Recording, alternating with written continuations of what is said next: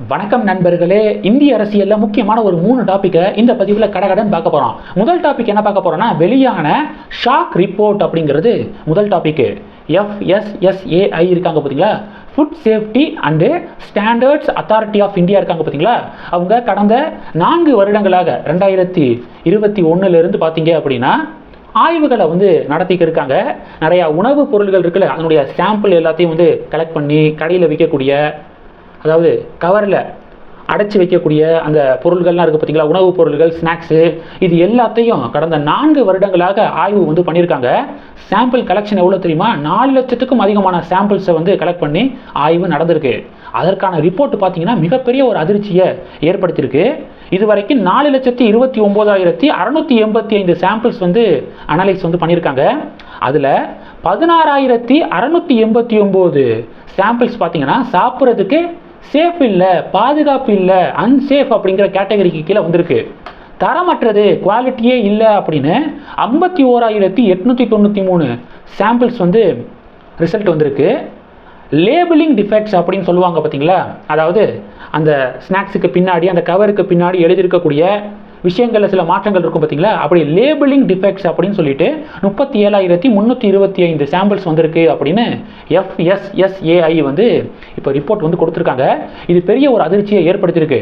ஷார்ட்டாக சொல்லணும் அப்படின்னா, அதாவது 4 பொருள்களில் ஒரு பொருள் பார்த்தீங்க அப்படின்னா, உணவுப் பொருள் பார்த்தீங்கன்னா நிர்ணயிக்கப்பட்ட அளவு இருக்குது பார்த்தீங்களா, அளவை பின்பற்றப்படலை. இப்போ ஒரு சிப்ஸ் பாக்கெட் இருக்குன்னு வச்சுக்குவோம். அந்த சிப்ஸ் பாக்கெட்டுக்கு பின்னாடி பார்த்தீங்கன்னா ஒரு 50 கிராம் இருக்குது அப்படின்னு சொல்லிட்டு பேக்கேஜில் இருக்குது.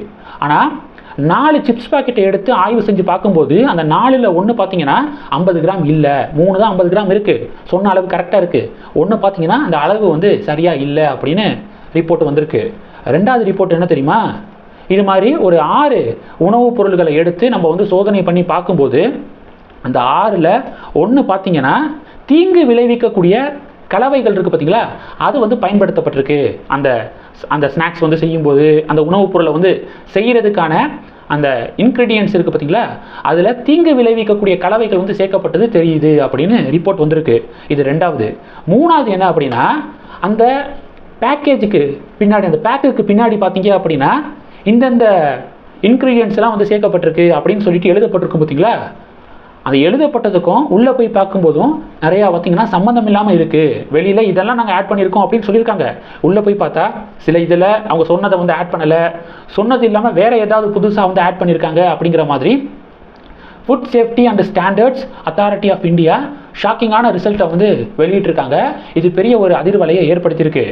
மக்கள் சொல்லக்கூடிய கோரிக்கை என்ன அப்படின்னா, இந்த ஃபுட் சேஃப்டி ஆஃபீஸர்ஸு, அந்த டிபார்ட்மெண்ட் இருக்குது பார்த்தீங்களா, அதை எக்ஸ்பேண்ட் பண்ணணும். நிறையா இடங்களில் இது மாதிரி உணவுப் பொருள்களை அங்கே இருக்கக்கூடிய லோக்கல்ஸில் இருக்கக்கூடிய ஹோட்டலை அடிக்கடி ஆய்வு செய்யக்கூடிய ஒரு சிஸ்டத்தை கொண்டு வரணும் அப்படிங்கிறது தான் மக்களுடைய கோரிக்கையாக இருக்குது.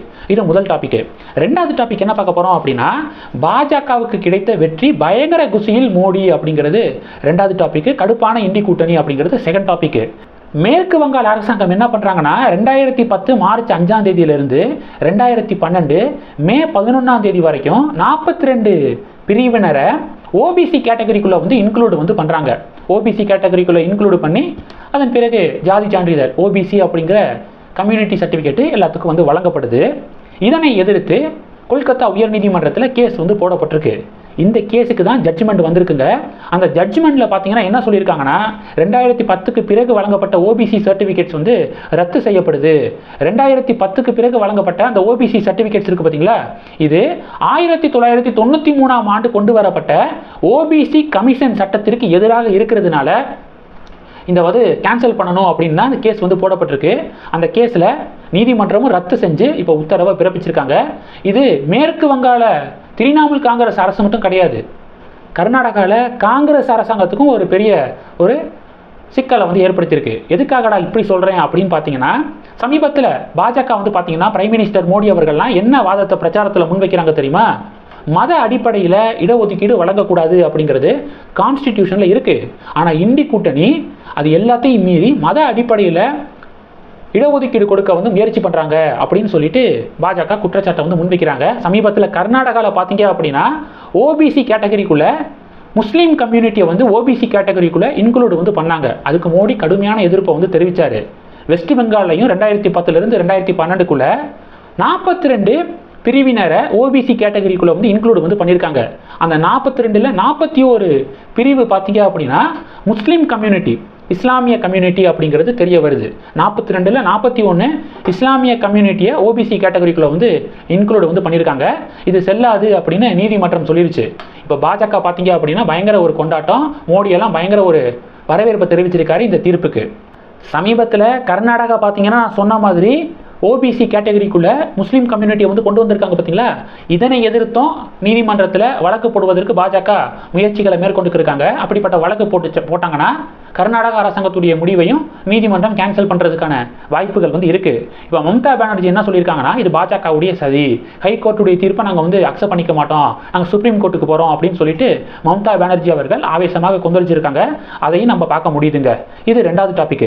3வது டாபிக் என்ன பார்க்க போகிறோம், இன்னொரு விஷயம் என்ன அப்படின்னா, அந்த 2010 2012 42 பிரிவுகளை ஓபிசி கேட்டகரிக்குள்ளே வந்து சேர்த்து அவங்களுக்கும் ஓபிசி சர்டிஃபிகேட் வந்து வழங்கப்பட்டிருக்கு.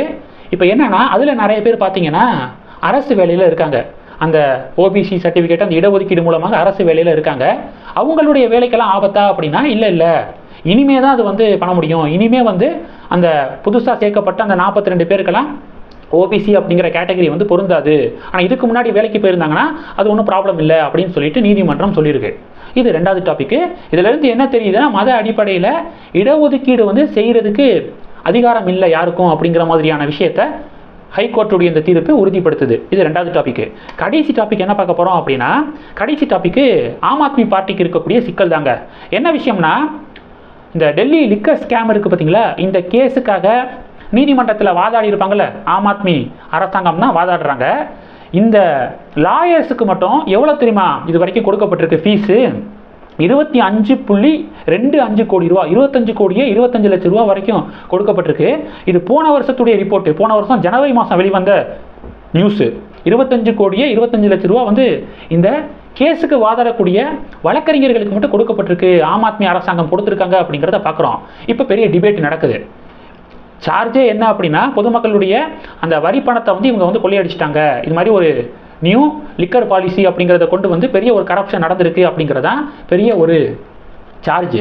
இப்போ அந்த சார்ஜ் மீது இருக்கக்கூடிய ஒரு வழக்குக்கு அதே மக்களுடைய வரி பணத்தை எடுத்து 25 கோடி ரூபா வந்து வழக்கறிஞருக்கு ஃபீஸ் எல்லாம் வந்து கொடுக்கப்பட்டிருக்கு. அதில் ஒரு வழக்கறிஞர் இருக்கார், சீனியர் அட்வொகேட்டு அபிஷேக் நானு சிங்வி அப்படிங்கிற ஒருத்தர் இருக்கார்.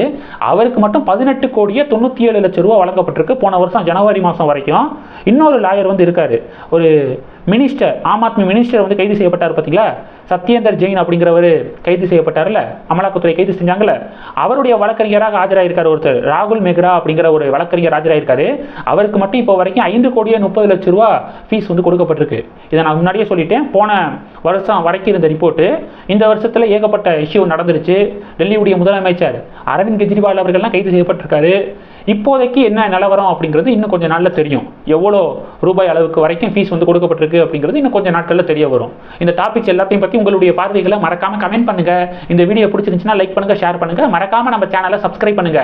மேலும் நம்ம சேனலுக்கு சப்போர்ட் பண்ணணும் அப்படின்னு ஆசைப்பட்டீங்கன்னா நான் பேசக்கூடிய வீடியோக்கு கீழே நன்றி அப்படிங்கிற ஆப்ஷன் இருக்கு, அதை கிளிக் பண்ணி உங்களால் முடிந்த தொகையை சேனல் வளர்ச்சிக்காக கொடுத்து உதவி செய்யலாம். இல்லை ஜாயின் பட்டனை கிளிக் பண்ணி நம்ம சேனலுக்கு மெம்பராக வந்து ஆகலாம். நன்றி, ஜெய் ஹிந்த்.